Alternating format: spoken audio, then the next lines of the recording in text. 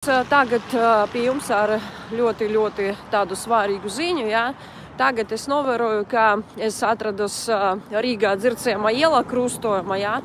Un tad redzēju, ka kādai mašīnai metālika krasa, gaiši zila metālika krasa, ja? Un tad džips, ja? Tad meiteni sekoja pakaļ divi kādi krimināla raksturu, tāda krimināla vizuāli izskaties divi autovadītāji ar dažādām automašīniem. Es sapratu, ka kāds nesankcionēti Latvijā nodarbojas ar detektīvu darbību. Ja? Diemžēl es nevaru tai sievietei palīdzēt, tāpēc, ka man bija nepieciešams braukt uz citu vietu, ja? Bet es pārliecināta, ka manu video sižetu visi redzēs, ja, ka kaut kuram nepieciešams. Tāda gadījumā, ja ir ceļa nesankcionēta agresīva izsekošana, ja, uzreiz nepieciešams apstāties un izsaukt policiju 112 tālrunis. Ja kas, jūs varat droši man arī zvanīt +371 2606 5555. Tāpēc, ka tā ir bīstama situācija, tāpēc, ka ir kustība, ja, ceļa kustība, ja, daudz mašīnas. Un to, ka es redzēju, es biju vispār šokā. Kādus manevrus tikai tā sieviete nedarīja savu džipā, ja, bet tie divi krimināli raksturojuma atmaroskie jaunieši, ja, tad turpināja sekot viņai blakus. Viņam ir it kā tādas netīras mašīnas, neskaistas, ja, kādas musorniki, miskastas, ja. Un tad tas bija ļoti agresīvi, es biju šoka, ja. Un tāpēc es jūs brīdināju, ka tā saita Geta Pro, viņam nav nekādus detektīvus, viņi pati taisa nesankcionēti to darbu, detektīvu darbu, ja. Un nesankcionēti viņi izseko cilvēkus. To nedrīkst darīt. Uzreiz tad nepieciešams taisīt video, lai jūsu video vai fotobildes būtu automašīnas markas numurus, ja, un tad sejas, protams, labāk, ja. Viens no tiem bija tāds tievs un tād ar gariem mātiem, tāds kroplis galīgais, kā es redzēju, ja. Un tad, es atvainojos, tagad transportā arī strāv brauc, ja. Neaizmirsiet, ja, ka tā ir kā jau krimināla likuma pārkāpšana 132. Pāns pirmā daļa, tā ir vajāšana, jā, un tad arī ir 132. pāns draudi dzīvībai un veselībai, jā. Tāpēc, ka cilvēks brauc, kur ir daudz mašīnas, jā, saprotams, jā, un tāpēc, ka bija agresīva izsekošana, jā, gadi divi atmaroski, jā, tad skaidrs, ka visas situācijas negadījumi, jā, arī varēja notikt. Jā, tas es biju arī šokā, tādu scenu, tādu šausmīgu situāciju es redzēju pa saviem 25 gadiem, jā, pirmu reizi. Un tāpēc es teicu, ka nepieciešams uzreiz apstāties, ja ir kāda situācija bīstama, tad nebaidieties tā kliegt un tad saukt cilvēks, jā, un arī tad, protams, ka uzreiz tād nepieciešams zvanīt policijā 112. Tas ir katram informācija, tāpēc, ka neviens nevar citam sekot tik agresīvi pakaļ, jā, detektīvi tā nestrādā. Tie ir kādi krimināli, jā, un nav zināms, kas ar to var būt vispār.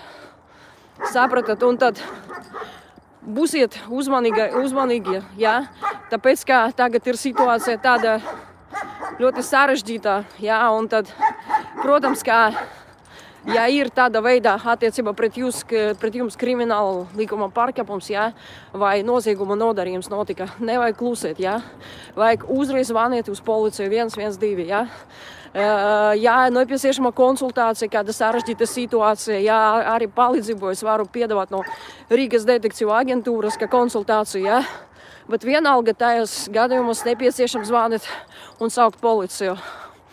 Ja, nepieciešams, tāpēc, ka to, ko es redzu, līdz šim brīdim es esmu šokā, un tāpēc es tad nolēmu, neskatoties uz to, ka man ir ļoti daudz darba, jā, neskatoties uz to, es tad tagad tiešraidē, jā. Man nepieciešams jūs paziņot visus, jā, tāpēc, ka es zinu, ka jūs visi mani skatat, jā, un tad visa derīga jums informācija, kura jums var palīdzēt vai saglabāt jūsu dzīvību un veselību, tas man arī ļoti svarīgi, jā. Paldies, tad būsiet uzmanīgi, un tad, ja kas, nevajag klusēt, nevajag ātrāk braukt no tiem bandītiem, krimināliem, jā, bet vajag viņas sodīt. Sodiet obligāti. Tāpēc es vēlreiz atkārtošu. Uzreiz nepieciešams apstādināt mašīnu un sevi, jā, kaut kur, jā, tur blakus, kur ir cilvēki un mašīnas, jā, un, protams, zvanīt uz policiju. Tikai tā. Tajā laikā nepieciešams arī sataisīt kādu video vai fotobildes, jā. Daudzāk informācijas, protams, ka labāk, jā. Diemžēl man nebija laika palīdzēt tai sievietei, jā, bet es sakarā ar to situāciju, es pārliecināta, ka es saglabāšu citiem gan veselību, gan dzīvību, gan vispār tādu, jūs tā zināsiet, kā pareizi rīkoties tādā veida situācijas ļoti šausmīgas, jā. Es pirmo reizi pa 25 gadiem redzēju to, man ir šoks. Es esmu pārliecināta, ka to dara tas saits Geta Pro, viņi paši sataisīja sev reklāmu, viņam nav nekādas certificētas detektīvus un tā tālāk. Viņi 2 vai 3 puišus, jā, kuri arī tajā paša laika nodarbojas ar būvdarbiem, jā. Viņi arī tad nolēma pastrādāt kā detektīvi, bet viņi nav detektīvi un viņi pārkāp likumu. Arī pārkāp likumu par fizisku personu dātas aizsardzību.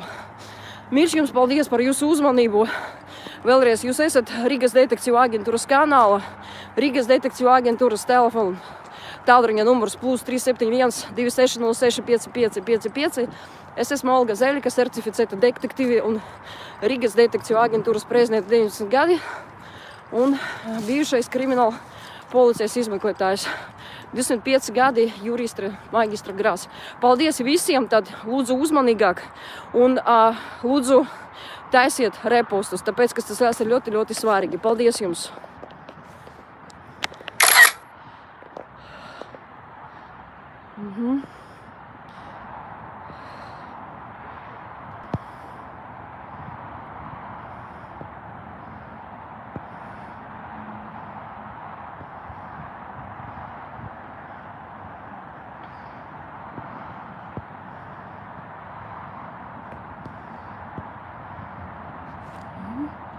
Paldies jums!